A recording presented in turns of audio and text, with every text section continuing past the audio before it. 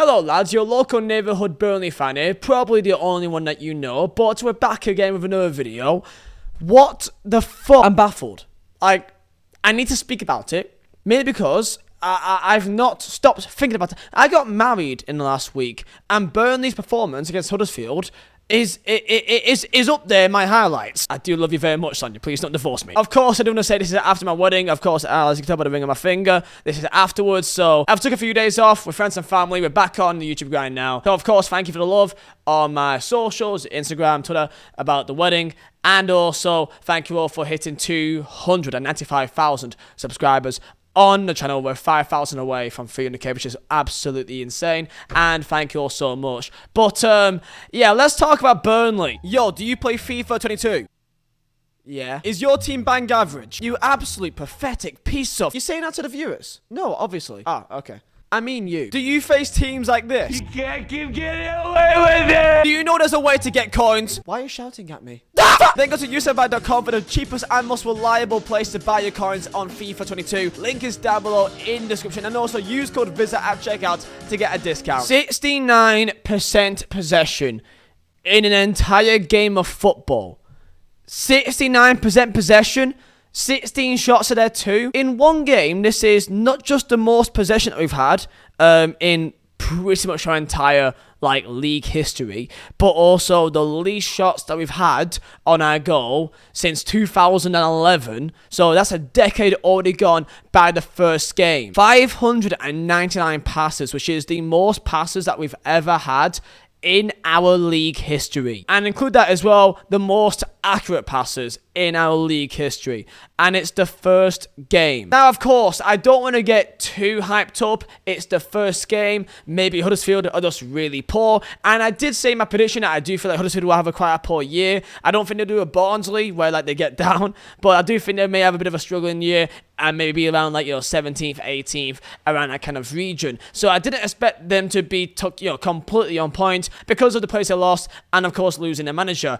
But Burnley, for a team of 8 debutants to have a performance as smooth as that in every single area, we played out from the back. We played a high line. Burnley played a high line. We did a high press tactic. We had the goalkeeper Murish distributing it left and right, pinging it left and right. We had high wingers. We played a interchangeable attacking position where players interchanged back and forth, where we had wingers going back and swapping with the centre mids, and we had strikers working all around the pitch. It was actually incredible. I saw Ashley Barnes do a dummy for sake. Okay, I saw Ashley Barnes acting like he's Sergio Aguero. Josh Cullen absolutely running the midfield. Okay, 96% accurate passes, dropping in from deep, incredible dictating of play all around the park, showing up for the ball when the keeper needs a man available or one of the defenders. The wing backs and Matson and Roberts can just push high up and cause threats while Cullen drops deep,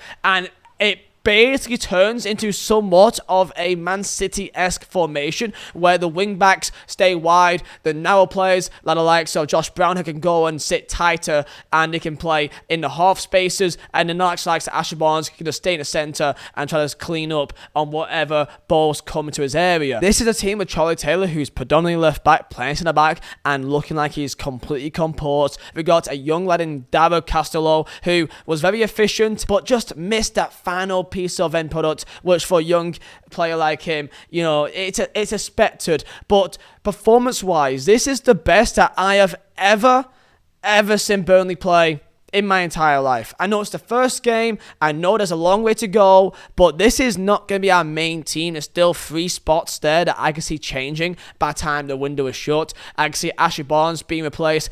Costello, obviously, and maybe the likes of Bastian as well could also be a more rotational player, I believe. And I don't know if Charlie Taylor would also be the main centre back. Have to find out, because I don't know where players would go. We've got so many options here. I'm not used to this. If you guys did not watch the game, then it may be hard to really explain it. But that is the smoothest, most composed game I've ever seen Burnley play. And that's our first game. And it's a completely new team. 8 debutants. We've got a Brazilian called Vitinho. Burnley has a Brazilian called Vitinho. Like, so much has happened that I could be here all day explaining it. Of course, Scotty Twine on the bench, who will be probably playing a much bigger part across the length of the season, probably playing up top where Castolo played. By no means do I think we're going to go win the league, because I know it's the first game, but if you guys saw that first half especially, I mean, my God. Every single aspect that you would not think about Burnley happened for Burnley. Like, whatever you guys think about Burnley, stop thinking it. Like, you may think it was like a Brexit, long ball, direct, physical side.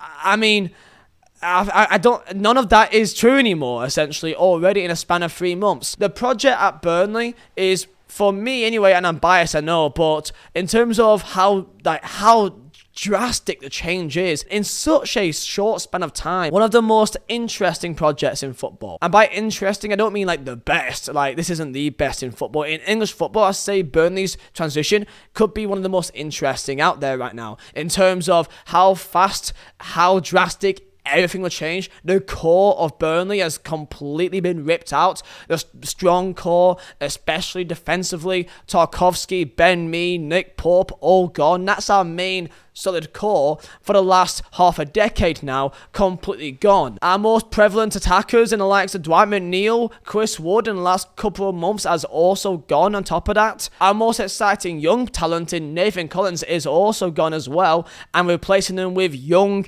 talented players who are all like between the age of 19 to 24 with good sell-on value. No one going for more than 4 million, which is Scott Twine. Majority is going on frees, on loans, or on your 1, 2, 3 mil little deals, which all in all should build up to be a solid tally. Getting young, talented players that may have a good sell-on value in the future. If it doesn't work out, it's not the end of the world, but right now, it is so exciting right now to see what could be happening at Burnley here. I feel like that game against Watford will be the first real, like, clear test to see where the team is at, okay? We've got a lot of games to be playing until the end of the window, so by the time that comes, we'll have a very, very good idea on where the team is at competitively. I feel like we will beat Luton, and I feel like Watford, that would be the main game which we could lose, we could draw. Like, from what I saw, I've got full faith in us beating Luton.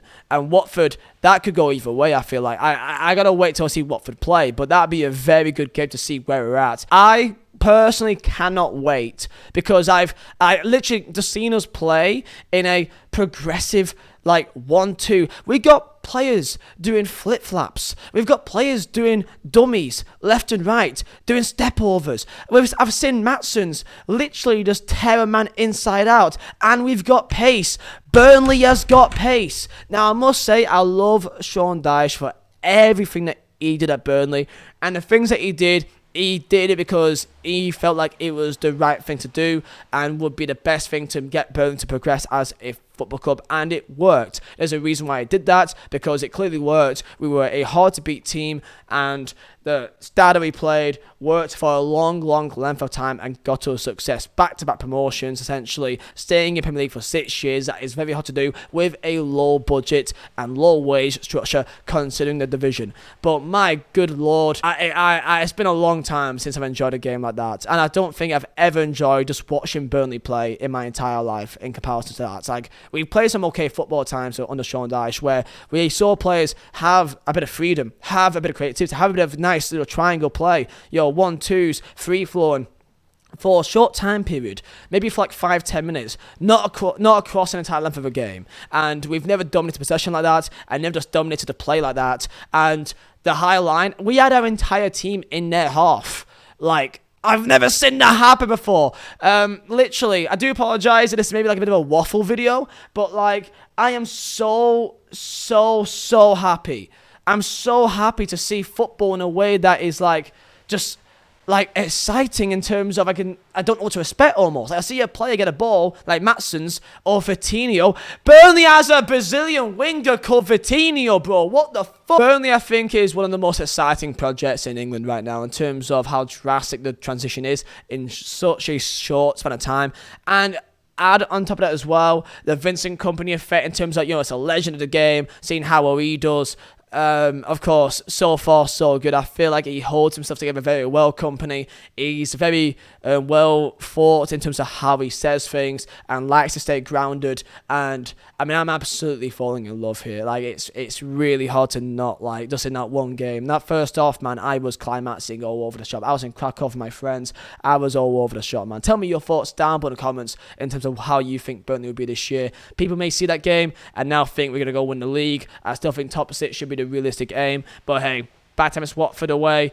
After that game, if we get 3 wins in a row, it could be a fun year. And maybe us going down is potentially the best thing that could happen to us. I said it back then, thinking that it's much more easier. It is much easier to rebuild in the Championship. Much more easier. A lot less money will need to be spent to rebuild a Championship, and you have a lot more leniency as well. Like, if one player doesn't work out, it's nowhere near as punishing as it would be if you're in the Premier League, because you'd probably spend a lot more money on a player which, probably it's a big jump. So a year in Championship for a lot of these players, which hopefully will stay for next year. And if we do somehow go up, this should be a great year to get them prepared for the Premier League. So tell me down below your comments and your thoughts, and I'll see you guys next time for another video.